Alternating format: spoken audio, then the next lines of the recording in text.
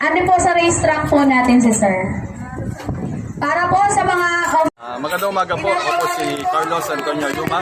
Ako po ang kasalukuyang Municipal Federation PTA President. At andito po tayo ngayon sa ginaganap na palarong bayan dito sa Bordeaux, Quezon. At kasalukuyan po nagsisimula na ang palarong ito at napakasaya po. Kitang-kita po sa bawat kabataan natin ang excitement at saka siyempre ang konting kaba. Pero sa kabila po nito ay talaga pong pinaghandaan nila at talaga pong makikita po sa kaligayahan ng bawat bata na narito ngayon. Sa mga magulang po ay nagpapasalamat po ako at ganun po ang suportang ibinibigay niyo sa inyong mga anak pagdating po sa larangan ng palakasan at nawa po ay patuloy niyong suportahan hanggang makarating siya sa next level ng sports nito.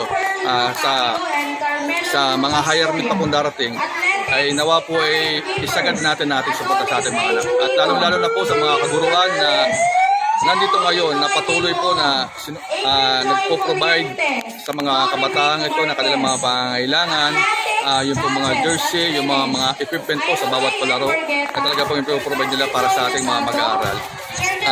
Nawa po ay tuloy-tuloy po at suportahan po ng ating lokal na pamahalaan ng mga gantong pagkakataon at mabigyan po ng sapat na budget na pondo ang mga gantong event para po mas mapaganda po natin at mapalakas natin ang sistema at mapaganda po natin ang sistema ng sports development program ng ating bayan.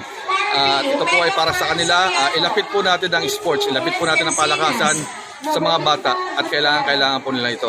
Kailangan po nila sa kanilang mental development, sa health development at saka sa pagpapalakas po ng kanilang isipan at katawan. Ito po ay pagtulong-tulungan natin, magulang, mga kaguruan at lahat po ng stakeholders ng mga school na ito. Ito pong palarong bayan pong ito ay kinalalahukan ng 4 na high school division at saka po 13 barangay na elementary school na bawat barangay na nagkaroon po sila ng kanilang cluster meet na sila po magre-represent ng bawat cluster ng bayan ng Bordeaux. So napakaganda pong pagkakataon ito para makita po natin ang mga bata natin magsisipaglaro at ma-showcase po nila kung ano yung kanilang po mga potensyal pagdating sa larangan ng palakasan. Maraming salamat po sa lahat at sana po ay mag-enjoy po ang mga bata. Gayon din po ang mga magulang sumusuporta at maraming salamat po ulit sa mga guro na bumubuo ng programang ito ng event na ito na palarong bayan natin at sa lahat po ng mga nanunungkulan sa ating pamahalaan at bibigay din po ng suporta. Maraming salamat po sa inyo. Hello. Check. Hey, check. Hello. Check. Hello. Hey, check. Hey, sound check. Ako po si John David Yusuf. Ang lalaroan ko po ay athletics mula po sa Bonifacio National High School. Ano yung pakiramdam mo ngayong may magaganap na palarong pambayan ng Bordeaux? Masaya po na medyo kinakabahan. Bakit kaya kinakabahan? Ay madami pong makakalaban ng mga ibang barangay. Mga school. Meron na ba kayo nakilala mga kaibigan galing sa iba't ibang school? Medyo po. Ano ang mensahe mo sa mga manlalaro pa? Ay galingan na lang po na good luck. Salamat lang. Ako po si Mia Bepano. Athletics po ang lalaroan. Galing po sa barangay, sa Bonifacio National High School. Ang nararamdaman ko po ay masaya po na medyo kinakabahan po dahil po first time ko po tapos hindi ko po alam kung mananalo or matatalo po ako para po ganun. Salamat. Galing si Rebillame. Ang nilalaro ko po ay athletics at ako po ay nag-aaral sa BNE Chess. Tapos, nararamdaman ko po ay kinakabahan po ako dahil po laro na po namin sana po ay nanalo. Yun lang po. Po si Godfrey Cabangbang at ang nilalaroan ko po ay running at galing po ako sa Palasan Elementary School. Ano yung nararamdaman mo ngayong lalaro ka na sa palarong pambayan? Kinakabahan. Yun na ba nararamdaman mo? Ito mga kaklase mo. Kayo, ano ba nararamdaman ninyo? Masaya po. Kinakabahan ka na? Bukod doon, bukod sa kinakabahan ka, ano pa? Wala na, kahit kabalang ka lang. So, kailangan... Meron na ba kayo nakilala o kami nakilala na ba mula sa ibang school? Anong mga school ang mga may naging kaibigan ka na? Sa Anibuan po, Kabungalunan, Central, Kabugao, Aniwan, tsaka po San Rafael. Salamat. Ako po si Jesse D. Valjespin. Ako po ay representative para maglaro ng volleyball boys. Galing po sa Kalutkot Integrated School kung saan ito pong paaralan namin ay malayong isla pa po. Nasa may part naman po ng Pacific Ocean na maraming pasalamat po sa amin na isang malaking opportunity po sa amin na mga nasa malayong isla na maabot ng ganitong programa dahil na na-exercise namin yung aming kakayanan patungo sa aming kinabukasan na kung paano namin ma-develop at maibahagi din sa iba na ganun nga po, masaya pong makasali po pala sa ganitong mga palaro na katulad namin na nasa malayong isla po na patuloy na kala lang namin doon lang kami pero meron pa palang pupuntahan ang amin na kahit na nasa isang hamak na mamamayan lang kami ng Barangay Kalutkot ay patuloy na naabot po ng programa sa volleyball player or sa mga ibang sport pa po na katulad namin mga kabataan patuloy sana tayong ma-develop at mabigyan ng mga magagandang kakayanan na patungo sa ikauunlad nating mga bata. Mayroong anak na maglalaro ngayon? Ano po yung nararamdaman ng isang magulang na ang kanyang anak ay naglalaro? Kaba po na parang inilmas hindi maintindihan. Tagasan po kayo? Taga sa Rafael. Salamat tayo. Magandang araw po sa ating lahat. Ako po si Gina Gonzales, Vice Mayor ng Bayan ng Bordayos. Sa kasalukuyan po tayo may gagawing palarong pangbayan sa ating mga estudyante na nasasakupan ng 13 barangay. Ako po ay nakikiusap sa ating mga manlalaro na sana maging sports po tayo. Ano man po ang mangyari, tayo po ang magkakakampi.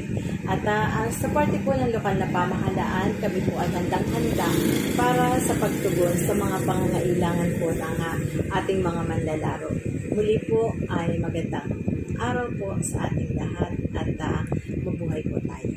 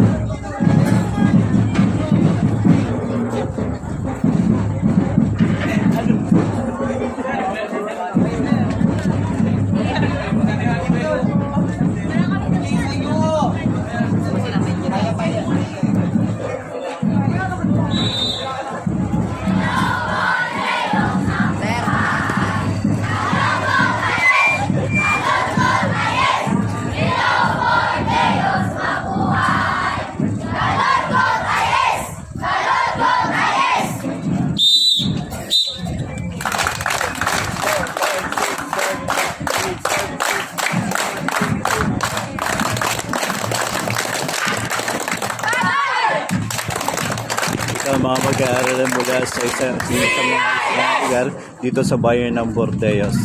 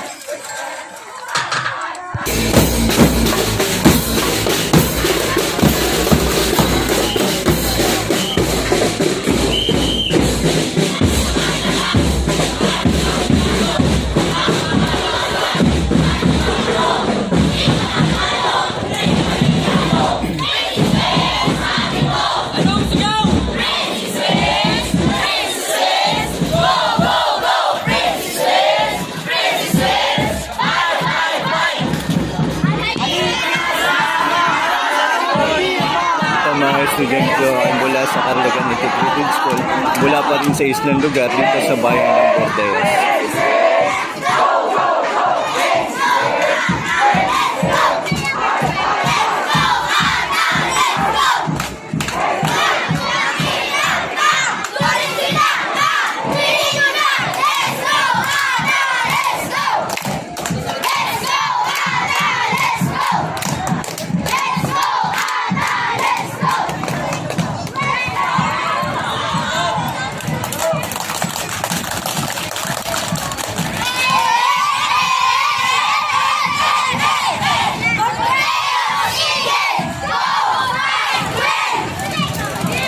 At ito po nagtatapos sa parada.